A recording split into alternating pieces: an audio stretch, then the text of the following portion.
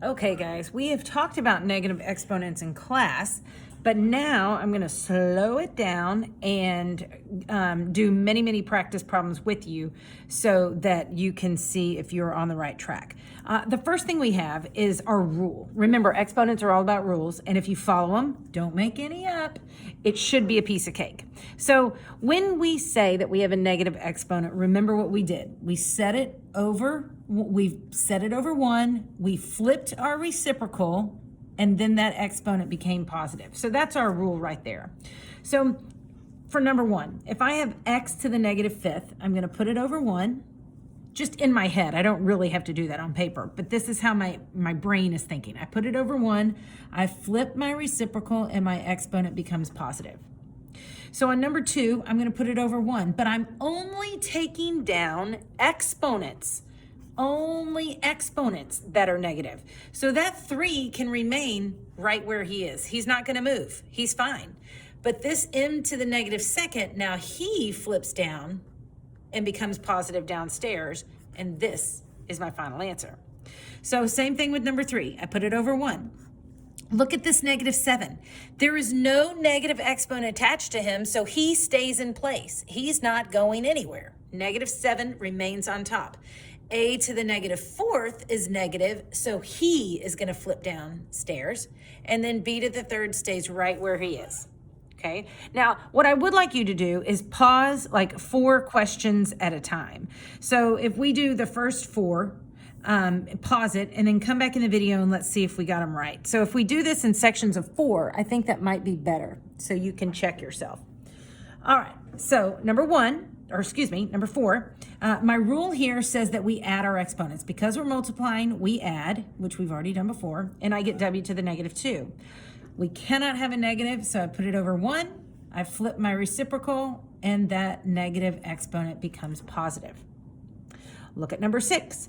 My rule for multiplying is my kids do what they're told. 6 times negative 3 is negative 18.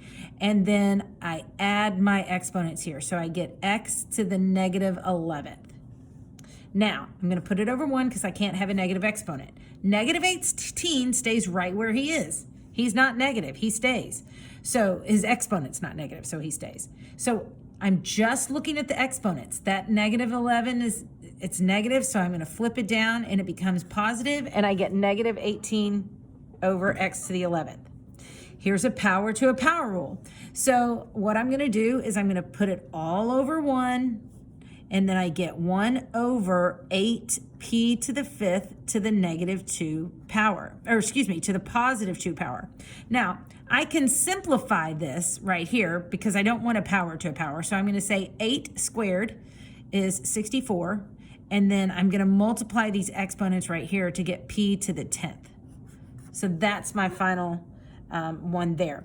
You could also, let me make sure you can see it. You could also do it another way. You could say, all right, and I don't want to confuse you guys, but I want you to know all the ways. You could say, okay, this is 8 to the negative 2 power, and this is p to the negative 10 power. And then you could put it over 1. And now you see that 8 has that negative exponent, so he's going to go downstairs, and p is going to go downstairs. But I can simplify 8 squared to be 64. So you may want to pause me, slow that down, and redo that. So either way is fine.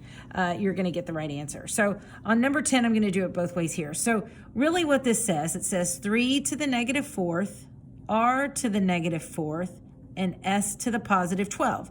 Because when I have 3 to the negative 4th, that's what I get here, and I'm multiplying because it's power to a power, so r to the negative 4th, and negative 3 times negative 4 is 12.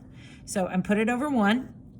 And here, I'm going to bring 3 to the 4th down. Now, when I bring 3 to the 4th down, I can simplify that. So 3 to the 4th is 3 times 3 times 3 times 3, which is 81. So I'm really having 81. R to the negative 4th, R goes downstairs, and S to the 12th stays upstairs. So that's what I get for number 10. Okay, so hopefully you can check your answers, and then I'm going to do the next 4, and we'll just kind of continue that way. So here, remember my rule. When I divide, what do my exponents do? They subtract, right? So please excuse my dear Aunt Sally. They're always a step behind, so they subtract. So I get h 2 minus 5 is negative 3. Now, I can't have a negative exponent, so what do? I flip him over, and he becomes positive, right? You can also kind of look and see, if you were to expand this, you would have h times h over h times h times h times h times h, and these h's cancel out, and then you would see that you have 1 over h to the third. But remember, we talked about in class that if you had like h to the 100th power over h to the 250th power, you're not going to want to expand that. But here you can see, okay, I have more h's downstairs. How many more do I have? I have 3. Number 14. So 14 divided by 7 is 2. Remember, 2 is a rational number, so you keep it as 2 over 1. And 1 is just a placeholder in this point. You really don't need that. And then I get w to the 4 minus a negative 2. Remember, when you subtract these exponents and you have 4 minus a negative 2, what happens with these two negatives? It becomes positive. So really, it's 2w to the 6th over 1, or just 2w to the 6th. So be careful when you subtract with that negative right there. All right, let's look at number 5. 4 and 5 do what they're told, and I have 20. I add my exponents, so I get c to the third, and d to the negative 3 and negative 1 is negative 4th power. So I'm going to put everything over 1.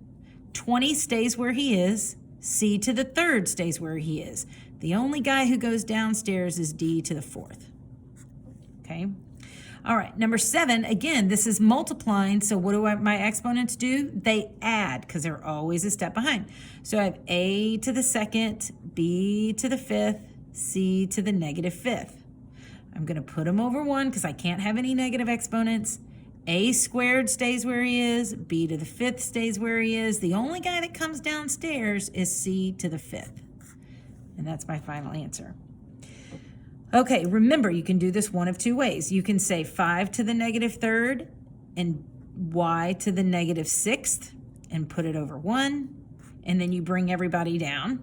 So 5 to the 3rd, remember 5 to the 3rd can be expanded. 5 times 5 times 5 is 125. So I'm going to write out 125. And then y to the 6th comes down, and my placeholder of 1 is right there. Or you can just move it all at one time by putting it over 1. That way you get 1 over 5y squared to the 3rd, and then you can see we'll get the same answer that way. So I'll do it this way for number 11.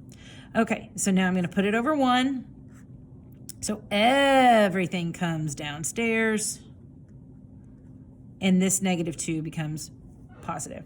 And when I expand it out, I get 1 over 6 squared, which is 36. And then I get x to the 10th, and I get y to the negative 8th. Now be careful, because now my exponent's negative downstairs. So what am I going to do? I'm going to flip them up to get positive. So I have 1 over 36 x to the 10th, and then y to the 8th goes upstairs. Okay?